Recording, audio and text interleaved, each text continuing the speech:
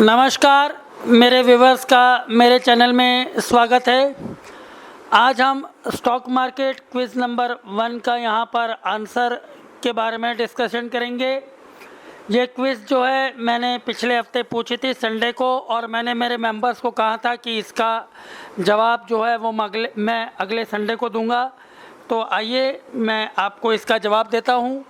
और जिन लोगों ने ये क्विज़ नहीं देखी हो तो वो मेरा इसका पहले का वीडियो है stock market quiz of the week part 1, उसको जाके देख सकते हैं।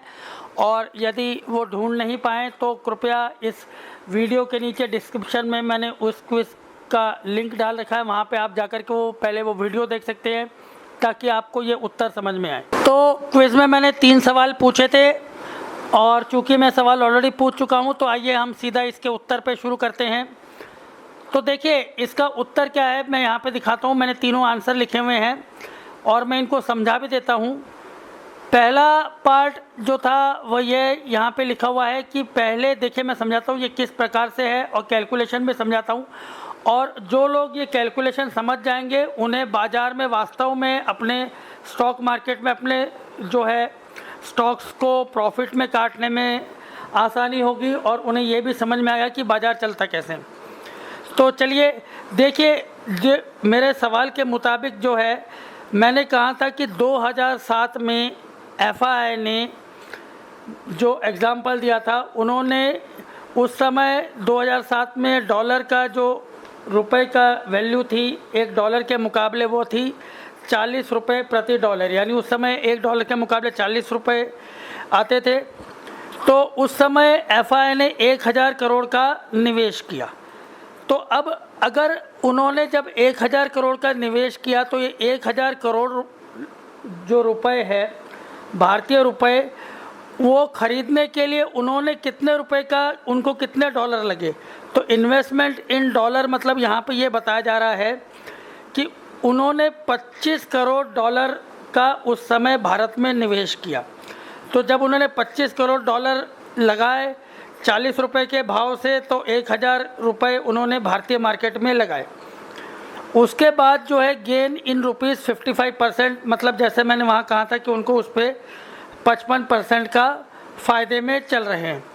तो यहाँ पे हम देखते हैं कि आज की तारीख में उन्होंने जो 1000 करोड़ रुपए के जो शेयर्स खरीदे थे 2007 में, तो उनकी आज की वैल्यू क्या हो गई, वो हो गई 1550 करोड़ रुपए। ये करोड़ में ही है, ये डेटा जो है ये करोड़ में है, थोड़ा सा इस चीज़ को ध्यान रख लें आप, ठीक है। तो ये जो है ये यहाँ पे करोड़ में है। अब मैं यहाँ पे अब मान लीजिए कि जब उन्होंने 1000 करोड़ का निवेश किया था तब उन्होंने टोटल इन्वेस्टमेंट कितनी की थी, 25 करोड़। ये कैसे किया, 1000 को आप 40 से डिवाइड कर दीजिए, 25 करोड़ रुपए, 25 करोड़ डॉलर आ जाता है। और आज जो है उनके उस निवेश की जो कीमत है वो 1550 करोड़ रुपए है। अब जब उसको वो 1500 करोड़ रुपए को अगर आज की तारीख में वो डॉलर में बदलते हैं तो आज क्या हो रहा है कि $1 कितने रुपए का आता है, 73 रुपये का। यानी अब जब इस 1550 करोड़ रुपए को वो वापस अपने देश में ले जाएंगे तो इनको डॉलर में बदलना पड़ेगा। और चूँकि अब रुपया जो है वो गिर चुका है और अब 73 रुपये का $1 आता है, तो 1550 को अगर हम 73 से डिवाइड करेंगे तो यानी अब उन्हें वापस ले जाने के लिए कितने करोड़ उनके पास आते हैं डॉलर, 21.23 करोड़। आप देखें तो जब 2007 में उन्होंने निवेश किया था, इन्वेस्टमेंट किया था, तब 25 करोड़ थे, लेकिन आज उसी इन्वेस्टमेंट को जब वो वापस निकाल रहे हैं तो उन्हें यहाँ पे कितने रुपए मिल रहे हैं, सिर्फ 21.23 करोड़। यानी यहाँ पहले तो 2007 की इन्वेस्टमेंट पे उन्हें लॉस हो रहा है, ठीक है। ये आगे का पार्ट मैं और समझाता हूँ, ये मेरे दूसरे और तीसरे पार्ट से जुड़ा हुआ है। ऐसे ही 2011 में क्या हुआ कि उस समय रुपया जो है 45 रुपये दे करके $1 आता था, तब उन्होंने 2000 करोड़ रुपए का निवेश किया। अब सवाल ये है कि 2000 करोड़ रुपए लगाने के लिए उन्हें कितने डॉलर खर्च किए थे, तो उन्होंने 44.44 करोड़ डॉलर वो भारत में लेकर के आए। उसको उन्होंने 45 रुपये के भाव पे भुनाया, तब उन्हें 2000 करोड़ रुपए मिले जिन्हें उन्होंने इंडियन स्टॉक मार्केट में लगाया। 2011 से लेकर के अभी तक जो उनके शेयर्स हैं वो 50% ऊपर चल रहे हैं। यानी आज की तारीख में भारतीय रुपए में उन 2000 शेयर्स की वैल्यू कितनी है, वो है 3000 करोड़ रुपए। तो 2000 करोड़ के शेयर अब हो गए हैं 3000 करोड़ रुपए के। लेकिन अगर आज वो इन्हें 3000 करोड़ रुपए में बेचते हैं और वापस उसको डॉलर में कन्वर्ट करते हैं तो अब 73 रुपये का $1 आता है। यानी अगर इन 3000 करोड़ को रुपयों को हम 73 से डिवाइड कर दें तो उन्हें अब वापस मिलेंगे सिर्फ 41 करोड़ डॉलर। ठीक है, तो जब आज से करीब 10 साल पहले उन्होंने 44 करोड़ रुपए लगाए, लेकिन आज वापस उन्हें कितने मिल रहे हैं, 41 करोड़। यानी यहाँ पर भी वो लॉस में ही चल रहे हैं। उसके बाद आता है 2014 तक रुपया जो है वो गिर चुका था और $1 के मुकाबले 60 रुपये उस समय भारतीय रुपये मिलते थे। तब उन्होंने 5000 करोड़ का निवेश किया। इस 5000 करोड़ के निवेश के लिए उन्होंने कितने रुपए खर्च किए, $83 करोड़। जब वो $83 करोड़ यहाँ लेकर के, देखिए आप 5000 को 60 से डिवाइड कर देंगे 83.33 आता है। तो यानी वो $83 करोड़ लेकर के आए, 60 के भाव पे उन्हें भारतीय रुपए में कन्वर्ट किया और 5000 रुपये बने। उन 5000 रुपये के जो शेयर, 5000 करोड़ के जो शेयर्स थे उस पर 30% का मुनाफा अभी उन्हें मिल रहा है और अब उनकी कीमत हो गई है 6500 करोड़। और अब जब इन 6500 करोड़ रुपए को वो वापस डॉलर में बदलेंगे और आज जब डॉलर का भाव 73 रुपये चल रहा है तो उन्हें कितने रुपए मिलेंगे, उन्हें कितने डॉलर मिलेंगे, 89 करोड़ डॉलर मिलेंगे।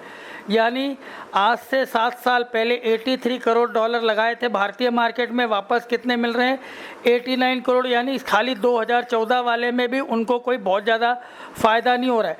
रुपए के मामले में देखा जाए तो 30% का फ़ायदा हो रहा है, लेकिन अगर डॉलर में देखा जाए तो कुछ भी फ़ायदा नहीं हो रहा है, इनको 10% का भी फ़ायदा नहीं हो रहा है और पहले वाली 2 इन्वेस्टमेंट में तो लॉस ही है।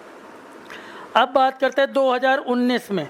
2019 में डॉलर का भाव था 70 रुपये, है ना, $1 70 रुपये के मुकाबले 70 रुपये आते थे। तब उन्होंने फिर से 5000 करोड़ रुपए निवेश किए और इस निवेश को उनके लिए उनको 71 करोड़ डॉलर लगे, 71.43 करोड़ डॉलर लगे। ये कैसे लगे, 5000 को हमने 70 से डिवाइड किया तो उनका मतलब ये था कि जब वो उन्होंने 71 करोड़ डॉलर भारत में निवेश किए, उसके बदले में उन्हें 5000 करोड़ रुपए मिले।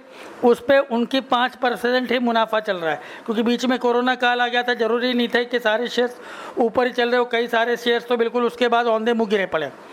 तो यानी आज वो 5000 करोड़ रुपए जो उन्होंने भारत में लगाए थे उसकी वैल्यू है 5250 करोड़ रुपए ही सिर्फ। अब जब इस मुनाफे को वो वापस डॉलर में बदलते हैं तो 73 के भाव पे तो उन्हें मिलते हैं 71.92, यानी 71.43 करोड़ डॉलर लेकर के आए थे 2 साल पहले और अब सिर्फ 71.92 करोड़ डॉलर ही मिल रहे हैं। मतलब 5% तो क्या 1% का भी कोई इनके अंदर मुनाफा नहीं इनको हो रहा है। तो इनको कोई ज़्यादा मुनाफा नहीं हुआ है, जितने रुपए लाए थे लगभग उतने ही रुपए लेकर के वापस जा रहे हैं। 2 सालों में 71.43 करोड़ डॉलर लेके आए थे और 71.92 करोड़ डॉलर लेकर के वापस जा रहे हैं। अब हम यहाँ देखते हैं कि टोटल, जो मेरा सवाल था कि क्या एफआई प्रॉफिट में है लॉस में है, तो अगर हम देखें तो 2007 में इन्होंने 25 करोड़ डॉलर का निवेश किया, उसके बाद फिर 2011 में 44 करोड़ का, 2014 में 83 करोड़ का, 2019 में 71 करोड़ का, टोटल कितने करोड़ का निवेश किया इन सालों में, 224.21 करोड़ का इन्होंने निवेश किया। लेकिन अब जब इन सारे जो निवेश था, ये जो रुपए इनके इतने फ़ायदे में जो इनके चल रहे थे, जब इनको इन्होंने 73 के भाव पे डॉलर में कन्वर्ट किया तो टोटल इनको वापस कितने मिले, 223.29 करोड़ डॉलर।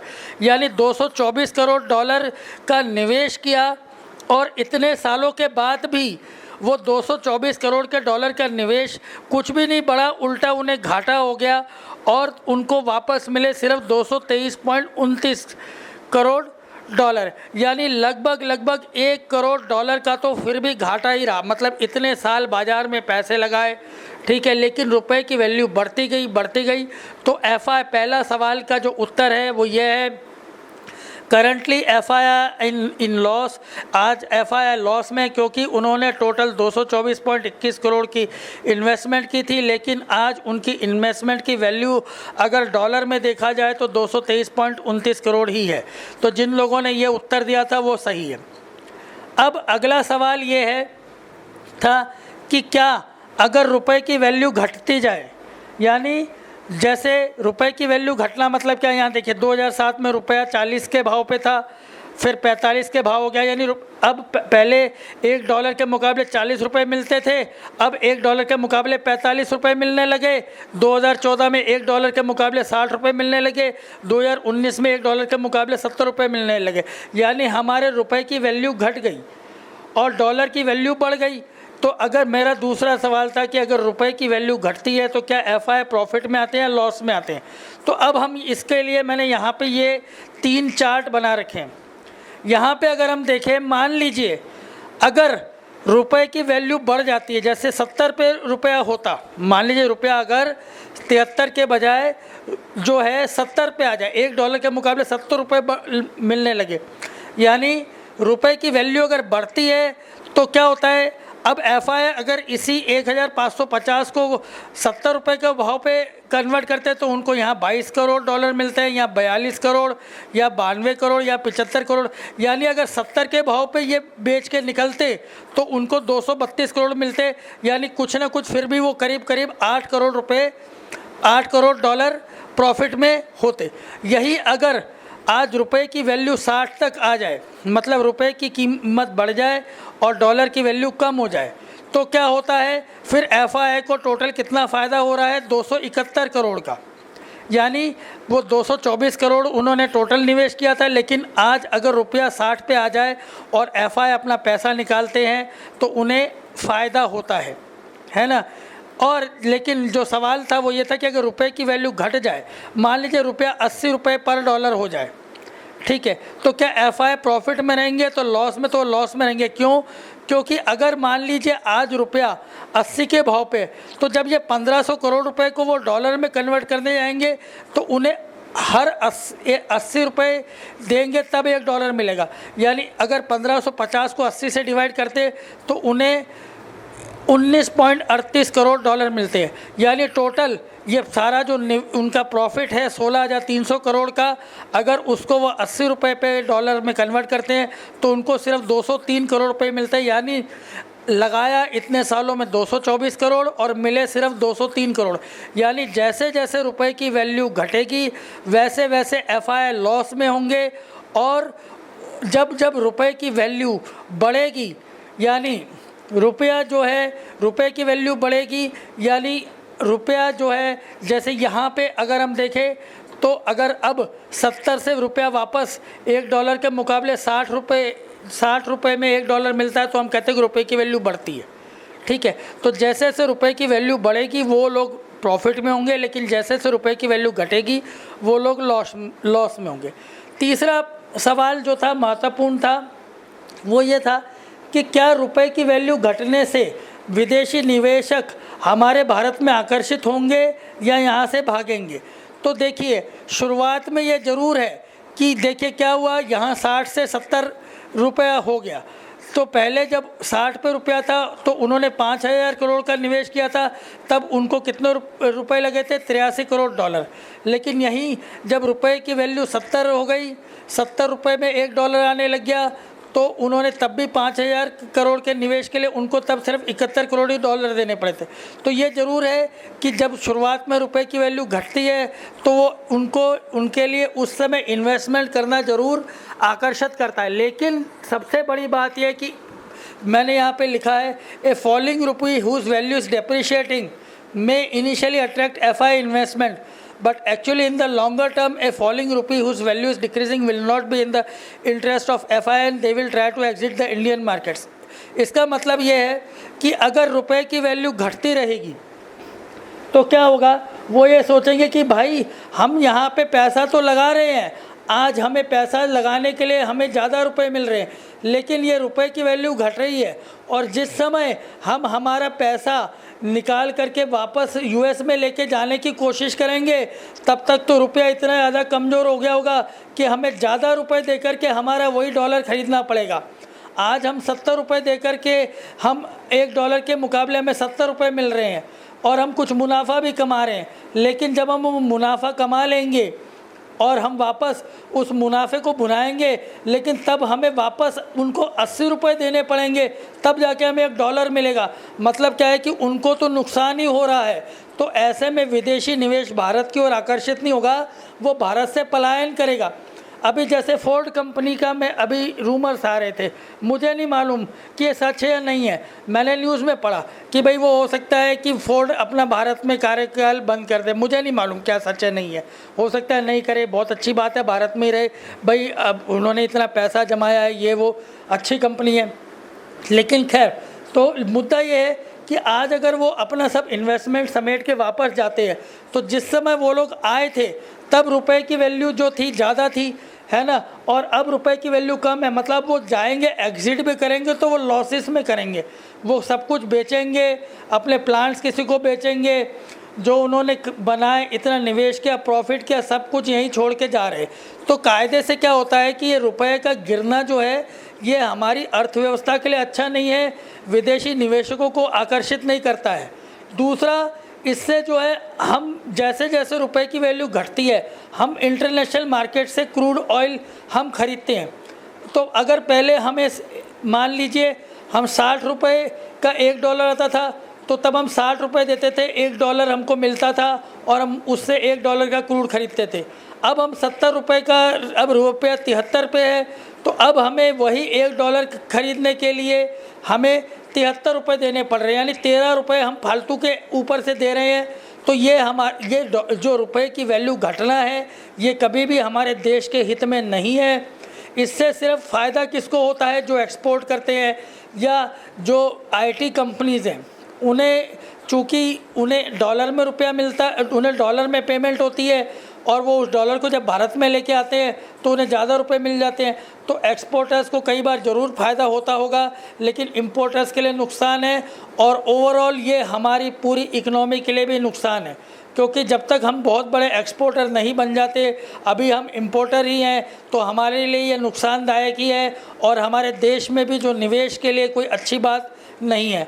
आशा करता हूँ आपको ये इससे उत्तर मिला होगा और आपको सीखने और समझने को मिला होगा।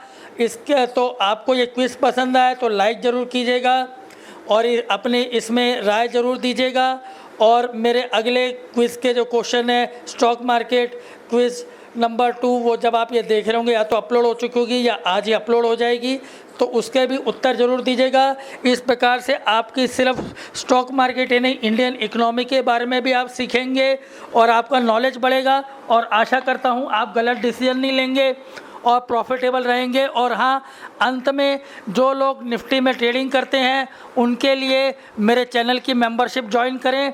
उसके अंदर 119 रुपये में मैं रोज़ निफ्टी की डेली की रिपोर्ट देता हूँ एंड ऑफ द डे, और 199 रुपीज़ अगर आप देंगे तो आपको निफ्टी की रिपोर्ट तो देखने को मिलेगी। साथ में आपको एक एक्स्ट्रा बैंक निफ्टी और स्टेट बैंक ऑफ इंडिया की भी end of the day report मिलेगी, जिसके के द्वारा आप अगले दिन चाहे तो स्टेट बैंक ऑफ इंडिया में इंट्राडे ट्रेडिंग कर सकते हैं या बैंक निफ्टी में आप ट्रेडिंग करके आप अपना लॉसेस कवर कर सकते हैं, मुनाफे में आ सकते हैं। और इसके द्वारा आपको एक सही जो है, कई बार आपको अगर मार्केट का अंदाज़ा नहीं है तो आप इसके द्वारा, इन रिपोर्ट्स के द्वारा मैं कई बार समझाता हूँ यूएस मार्केट में क्या हुआ, क्या न्यूज़ आई, उसका क्या असर होगा भारतीय मार्केट में, ठीक है, क्या न्यूज़ चल रही है। तो मेरे जो मेंबर्स होते हैं वो कई बार गलत ट्रेड लगाने से बच जाते हैं। तो आशा करता हूँ इसका आपको फ़ायदा होगा। तो मैं आपको इनवाइट करता हूँ और इसके लिए आपको पेमेंट जो है आप गूगल को ही करेंगे, मुझे नहीं करेंगे, तो ये पेमेंट सीधा गूगल को जाती है। आपके ट्रांजैक्शन पूरी सेफ़ है, आपको किसी को बैंक अकाउंट नंबर देना नहीं है। आपका कार्ड सिर्फ इंटरनेशनल पेमेंट के लिए एक्टिवेटेड होना चाहिए, क्योंकि गूगल का पेमेंट सिस्टम है। और आप इसके द्वारा हर महीने फ़ीस भर के आप मेरी मेंबरशिप ज्वाइन कर सकते हैं। हर महीने आपको फ़ीस भरनी पड़ेगी, यानी आप जब चाहे आप इसको कैंसिल भी कर सकते हैं। इसमें ऐसा कुछ नहीं कि आपको पूरे साल भर की फ़ीस इकट्ठी देनी है। तो आशा करता हूँ ये क्विज़ और इसका उत्तर आपको पसंद आया होगा। तो कमेंट जरूर कीजिएगा, लाइक कीजिएगा, सब्सक्राइब कीजिएगा, ठीक है। और आप सबको best of luck, goodbye, thank you.